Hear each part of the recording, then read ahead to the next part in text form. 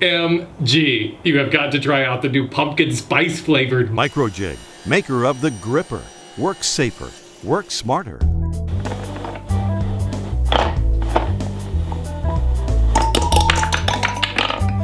The two sides are an inch thick, so I'm going to glue together two 1/2-inch boards. Once that's dry, I'll cut out the two sides. I'm going to attach these templates to the edges of each of those. I'll carefully cut out this pattern on the bandsaw.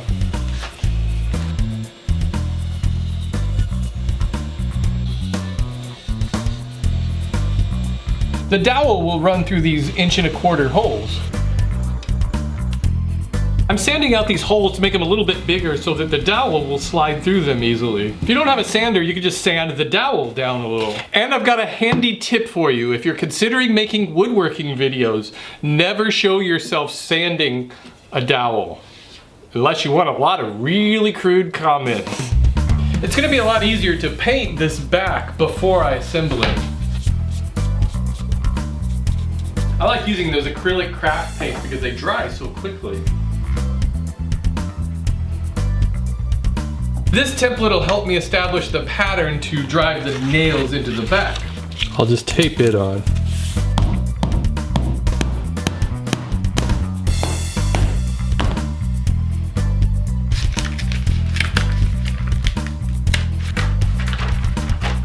I find I have to cut away some of this paper the nails have grabbed. It might be a good idea to make the holes in the paper before you drive the nails in. I use my normal blade on my table saw to cut out the plexiglass. I'll attach the plexiglass with some screws. This board will keep it from sliding out of position.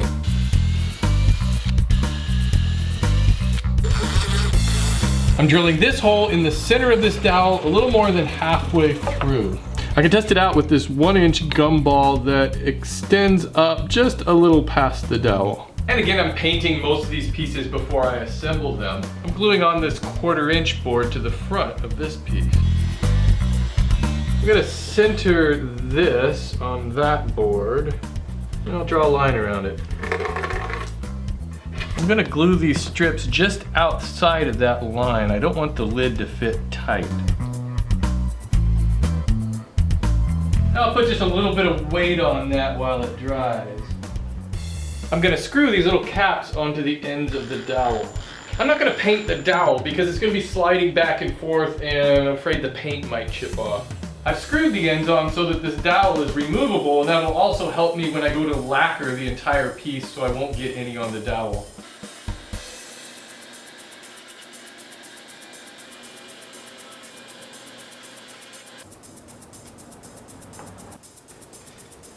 I can glue this base assembly together.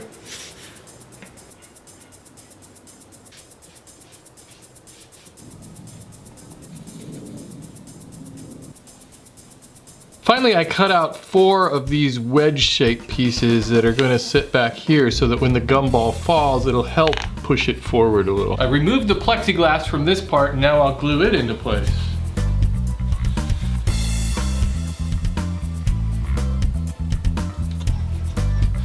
I'm going to transfer the outlines of the letters for this top piece using my inkjet printer, and then I'll paint them in.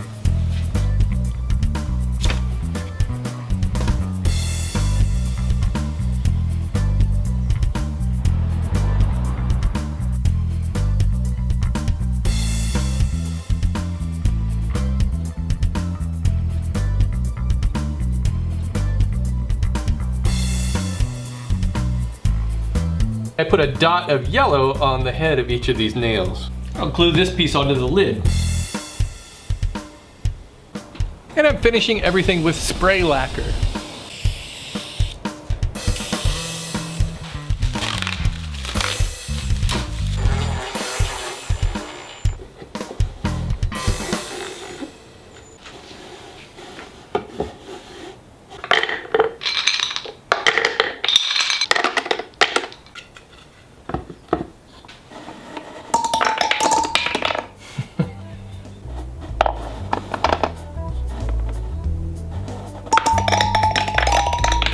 That works out way better than I ever expected. If you'd like to make your own candy Plinko game, check down in the description. I have a free set of plans. You could probably make a game out of this. I guess that's why I put the numbers on there. Maybe you could come up with a scoring system of some sort, and whoever gets the highest score gets to eat all the gum.